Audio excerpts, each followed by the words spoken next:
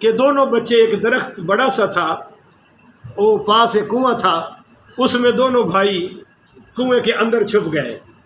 صبح ایک حبشی خاتون پانی بھرنے آئی، اس نے دیکھا کہ پانی پر دو بچوں کا سایہ نظر آ رہا ہے۔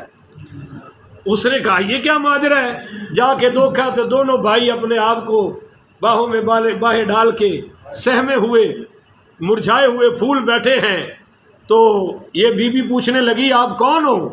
تو جھوٹ تو انہوں نے بولنا ہی نہیں تھا، انہوں نے کہا کہ ہم وہ ہیں۔ اب یہاں بھی ایک شعر کہتا ہوں، اگر کہو سبحان اللہ تو کمال کر دیا شاعر نے۔ اس نے کہا بی بی آج تم ہمارا تعارف پوچھ رہی ہو تو سنو، ہمارے گھر میں ہی جبریل آیا کرتے تھے، ہم اس گھرانے میں رہنے والے ہیں کہ ہمارے گھر میں ہی جبریل آیا کرتے تھے، ہماری چکی فرشتے چلایا کرتے تھے، ہمارا صحن چمن قدسیوں کی جائے نزول، ہمارا شہر پر انوار شہر شہر رسول، بتا ہی دیتے ہیں مسلم کے نونہال ہیں ہم، وطن پاک نبی کی آل ہے ہم۔ اللہ اکبر کبیرہ۔ اس مائی کو بتایا کہ اماں جی ہم وہاں کے رہنے والے ہیں، ہم حضرت مسلم بن عقیل کے بیٹے ہیں۔ مائی نے کہا بیٹو کوئی بات نہیں، میں تو نوکر ہوں، میں تو کنیز ہوں، میں تو لونڈی ہوں، مگر میری جو مال کا ہے وہ بھی اہل بیت سے محبت کرنے والی ہے، آؤ میں تمہیں ان کے گھر لے جاتی ہوں۔ اب یہ بچے آئے اور اس مائی کو بتایا گیا کہ اماں جی یہ مسلم بن عقیل کے نواب بیٹے ہیں، یہ آل رسول ہیں، یہ خاندان رسول کے چشم و چراغ ہیں۔ اماں نے بڑی خوشی کی، اس نے جناب پاؤں چومے، ہاتھ چومے، شہزادوں کو نہلایا اور کھانا کھلایا اور اپنے گھر کے ایک کمرے میں دونوں کو سلا دیا۔ اب جب یہ رات ہوئی تو اس کے خاوند کا نام تھا حارث، بولیے بڑا بدبخت تھا وہ شام کو آیا تو اس کا رنگ اڑا ہوا اور بڑا برا حال تھا۔ بیوی نے پوچھا کہ کیا معاملہ ہے؟ کہنے لگا کہ عبید اللہ ابن زیاد نے بڑا انعام کا اعلان کیا ہے مسلم بن عقیل کے بچوں کی گرفتاری پر، میں سارا دن ڈھونڈتا رہا ہوں کہ بچے مجھے مل جائیں اور میں انعام حاصل کر لوں، اور ڈھونڈتے ڈھونڈتے میرا گھوڑا بھی مر گیا، آدھا سفر مجھے پیدل کرنا پڑا۔ تو یہ کہنے لگی تم کس کام میں لگے ہوئے ہو؟ ان معصوم بچوں کو گرفتار کروا کے تجھے کیا ملے گا؟ ان بچوں کا کیا قصور ہے؟ اس نے کہا مجھے کیا قصور ہو نہ ہو، مجھے تو پیسہ چاہیے، مجھے تو مال چاہیے، اور تم چھوڑو کھانا لاؤ۔ اب یہ کھانا لائی، میں یقین کریں کہ سارا دن پڑھتا رہا ہوں اور روتا رہا ہوں، ابھی بھی میری ہمت نہیں پڑ رہی کہ میں آپ کو کیسے سناؤں۔ یہ ظالم رات کو کھانا کھا کے سویا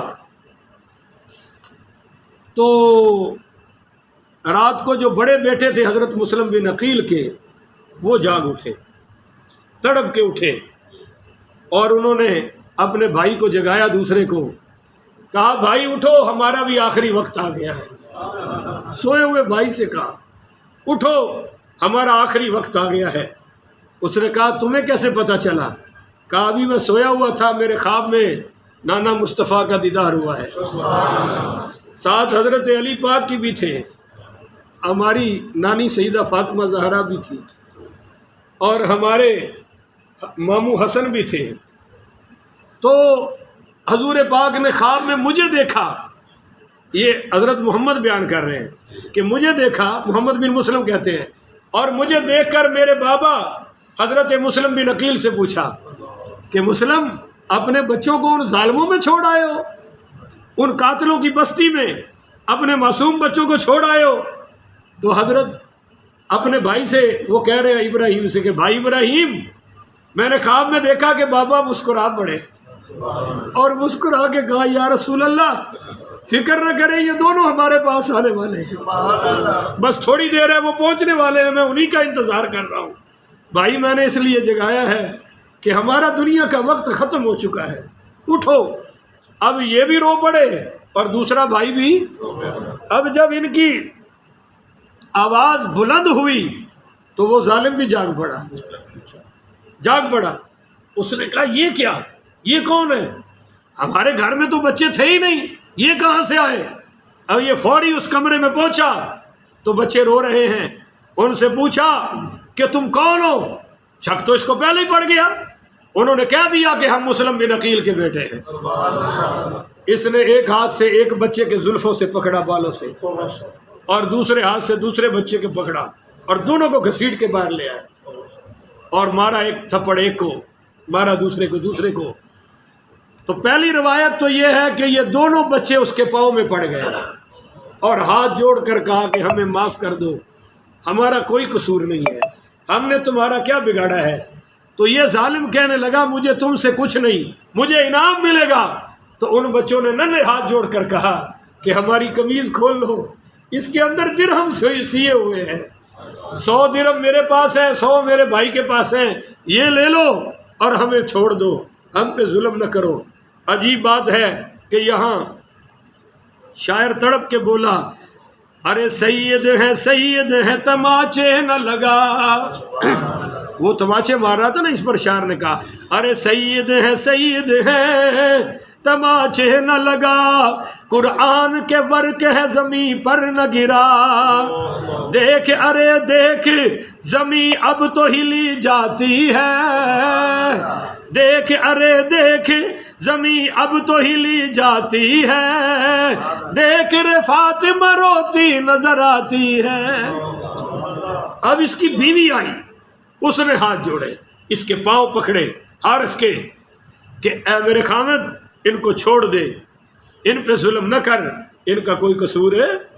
ان پہ ظلم کرے گا تو نبی کو تکلیف ہوگی، ان پہ ظلم کرے گا تو یاد رکھ ان کی سکی نانی سیدہ فاطمہ لگتی ہے، ان کو تکلیف ہوگی، علی ان کے سکے نانا ہیں، ان کو تکلیف ہوگی، یہ آل رسول کے بچے ہیں، تمہارا کیا ہے؟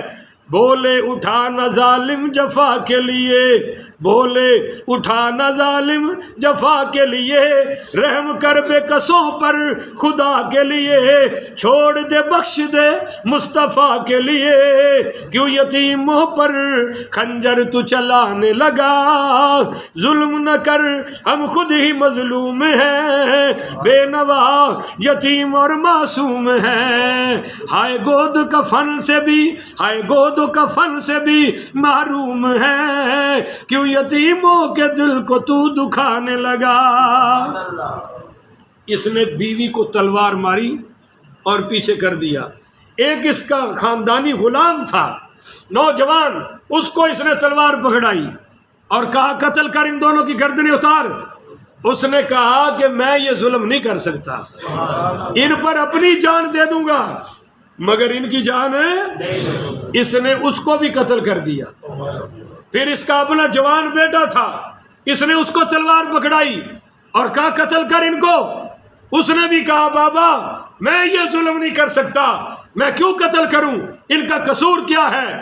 اس نے پھر اپنے بیٹے نے کہا میں خود بھی نہیں کروں گا، تجھے بھی نہیں کرنے دوں گا، یہ نبی کی آل ہے، میں ان کا محافظ بنوں گا، باڈی گارڈ بنوں گا۔ حضرات اس نے اپنے بچے کو بھی قتل کر دیا اور پھر اپنی وہ بچے کے لیے ماں آگے آئی تو ماں کو بھی قتل کر دیا، اور پھر اس نے پکڑا اور نہر کے کنارے پر لے جا کر اس نے دونوں کی گردنیں ملائی اور کہا کہ میں تم دونوں کو قتل کروں گا۔ تو ان دونوں بچوں نے کہا کہ ہمیں صرف ایک سجدہ کرنے کی اجازت دے دو، ہمیں ایک سجدہ کرنے کی آخری خواہش ہے ہماری۔ اس نے کہا جلدی سجدہ کرو۔ اب تو یقین ہو چکا تھا، شاعر کہتا ہے کہ ہم مرنے سے پہلے آب دریا سے وضو کر لے، جبین بندگی کو آخری دم سرخ رو کر لے۔ اور جب اس نے کہا کہ آؤ بھائی اب میں تمہیں قتل کروں گا، سجدہ کر لیا ہے تو آ جاؤ، سامنے ہی تھے، کھڑے ہو گئے، تو انہوں نے کہا ہماری ایک اور خواہش ہے. کہا وہ کون سی؟ تو چھوٹا بھائی بولا پہلے مجھے شہید کر کیونکہ میں بڑے بھائی کی گردن اترتے نہیں دیکھ سکتا. بڑا کہنے لگا نہیں نہیں نہیں نہیں پہلے مجھے شہید کر، میں اس کی گردن اترتے.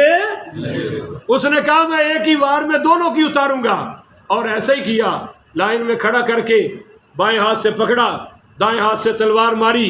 اس وقت ان کی زبانوں پر تھا یا حیو یا حلیم یا احکم الحاکمین احکم بیننا و بینہ بالحق. ان بچوں نے کہا یا اللہ ہمارے اور اس کے درمیان حق کا فیصلہ کر دے. نہ ان ظالموں نے میرے باپ کو چھوڑا نہ ہمیں چھوڑا، تو ان کو قتل کر دیا. اللہ اکبر. اس دعا کا ترجمہ کیا، ہمیں غموں نے کیا چور چور آتے ہیں، ایک لمحے کا وقفہ حضور ہم آتے ہیں. سروں کے رکھ کے ہتھیلی پہ یا رسول اللہ تیری جناب میں ہم بے قصور آتے ہیں. انہوں نے جناب ان کی گردن اتاری، انا للہ و انا الیہ راجعون، اور ان کے جسم مبارک اس کے دریا میں پھینک دیے، نہر میں پھینک دیے، اور سر لے کے یہ پہنچا دربار میں. عبید اللہ بن زیاد سے اس نے کہا کہ یہ دیکھو میں مسلم بن عقیل کے بچوں کے سر قلم کر کے لے آیا ہوں. تو اس کو تو انعام کی لالچ تھی، اس کو تو یہ تھا کہ بڑا جناب بہت کچھ ملے گا. اس نے کہا بدبخت تو نے ان کے سر کیوں اتارے ہیں؟ مجھے تو ابھی تک یزید سے حکم ہی نہیں ملا، یزید کی طرف سے، کہ ان کو لے جانا ہے زندہ. اگر یزید نے کہا زندہ لاؤ تو میں کیا جواب دوں گا؟ اگر اس نے کہا قتل کر کے لاشیں لاؤ میں کیا لے جاؤں گا؟ تجھے کس نے کہا تھا ان کے سر قلم کرو؟ تو کہنے لگا اگر میں لے کے آتا تو راستے میں کوفہ والا نے انعام کی لالچ میں لوگوں نے مجھ سے چھین لینا تھا. تو عبید اللہ ابن زیاد نے کہا تو جہاں تھا مجھے کہتا، میں وہاں سے آ کر ان کو لے آتا یا منگوا لیتا، تو نے سر قلم کیوں کیا؟ مجمع میں ایک عاشق اہل بیت بیٹھا ہوا تھا، نام تھا اس کا مقاتل. کیا نام تھا جی؟ اس کو بڑی تکلیف تھی کہ مسلم بن عقیل شہید کیوں ہوئے. وہ دھاڑے مار مار کے یہ بچوں کا سر دیکھ کے رو رہا تھا. تو عبید اللہ ابن زیاد نے اسی کو خوش کرنے کے لیے کہا مقاتل پکڑ اس کو اور اس کا بھی سر قلم کر دے. اور ظالموں کا انجام ہمیشہ ایسا ہی ہوتا ہے. بولو ظالموں کا انجام ہمیشہ ایسا ہی ہوتا ہے. اس نے اس کو پکڑا اور اسی طرح بالوں سے گھسیٹا گلیوں میں، جس طرح اس نے مسلم بن عقیل کے 2 ننھے بچوں کو گھسیٹا تھا. اب یہ راستے میں منتیں کر رہا ہے اور کہتا ہے مجھ پہ رحم کھاؤ. مقاتل نے کہا تو نے بچوں پہ رحم کیا تھا؟ اس نے کہا میرے پاس اتنی دولت ہے تجھے ساری دیتا ہوں، چھوڑ دے. تو مقاتل نے کہا تجھے بھی تو ان بچوں نے کہا تھا ہمارے پاس پیسے ہیں لے لو اور چھوڑ دو، تو نے ان کو کیوں نہیں چھوڑا؟ ظالم تجھے چھڑانے میں مجھے پوری دنیا بھی ملے میں ٹھکرا دوں گا، پر تیری گردن اتار کر اللہ کو بھی خوش کروں گا، رسول پاک کو بھی خوش کروں گا. تو مجھے کیا دولت دے گا؟ میں ساری دنیا ٹھکرا دوں گا. اسی طرح گھسیٹتا جا رہا ہے، سارے دیکھ رہے ہیں، جہاں سے گزرتا ہے لوگ لانتے ڈالتے ہیں کہ ظالم بچوں کا قصور کیا تھا. اسی جگہ جہاں اس نے اپنی بیوی، بچے اور غلام کو اور 2 شہزادوں کو قتل کیا تھا، اس نے جا کر پہلے اس کے پاؤں اتارے، پھر اس کا ایک دایاں ہاتھ اتارا کہ اسی، اور یہ کہہ کر اتارا اسی ہاتھ سے تو تماچے مارتا رہا نا. پھر بایاں اتارا، اسی سے بالوں سے گھسیٹتا رہا تو ننوں کو. اور پھر اس نے اس کی آنکھیں نکالی کہ تو نے ان بچوں پر ظلم دیکھا کیسے. پھر یہاں پیٹ میں مار کے وہ بھی سب کچھ اندر نکال کے اس کی لاش پھینکی اسی دریا میں. اور عجیب بات ہے جب اس کی لاش پھینکی تو پانی نے لاش دوبارہ واپس پھینک دی کہ ایسے گستاخ کی لاش پانی بھی قبول ہے. انہوں نے پھر پھینکی، پانی نے پھر پھینکا، یہ 3 بار ایسا ہی ہوا. اس نے کہا وہاں گڑھا کھودو اور اس کتے کو دفن کرو. وہاں دفن کیا تو زمین نے بھی لاش باہر پھینک دی. 3 بار دفن کیا اور زمین نے باہر پھینک دی لاش. اور پھر انہوں نے اس کو جلا کر راکھ کیا. یہ تو قاتل کا انجام ہوا. اب اس مقاتل نے، حضرت مقاتل رحمۃ اللہ علیہ نے، دونوں بچوں کے سر پانی میں رکھے اب آپ کو ان کی کرامت بتانے لگا ہوں. جیسے ہی سر رکھا تو دھڑ بھی باہر آ گئے اور یہ سر جڑ گئے. انہوں نے آنکھوں سے دیکھا کہ دھڑ خود بخود جڑ گئے. اب دو روایات ہیں، ایک تو یہ کہ وہ چھوڑ دیا اور پانی نے ان کو اپنے اندر محفوظ ہے، اور دوسرا کہ نہیں، اسی نہر فرات کے کنارے پر، اسی نہر کے کنارے پر انہوں نے اس کو دفنایا ہے قبر مبارک بنا کر، اور لوگ آج تک ان کی زیارتیں کر رہے ہیں. اب اس کی حقیقت کیا ہے؟ واللہ اعلم ورسولہ بالصواب، اللہ اور اس کا رسول ہی جانتا ہے. میں نے جو پڑھا آپ کو بتا دیا. تو یہ کہانی تھی حضرت مسلم بن عقیل کے نواسوں کی شہادت کی. تو کل پھر انشاءاللہ آگے سے ہم بیان کریں گے امام حسین علیہ السلام کی مدینہ مکہ پاک سے روانگی، کربلا کی طرف مکہ پاک سے. اب وہ کیسے ہوئے سارے مراحل آگے قسط بائی قسط بیان ہوتے جائیں گے. ٹھیک، میرا آدھا گھنٹہ پورا ہو گیا ہے. اللہ تعالیٰ سے دعا ہے اللہ ہمیں حق و سچ ماننے کی اور عمل کی توفیق عطا فرمائے. آخر وداعوانا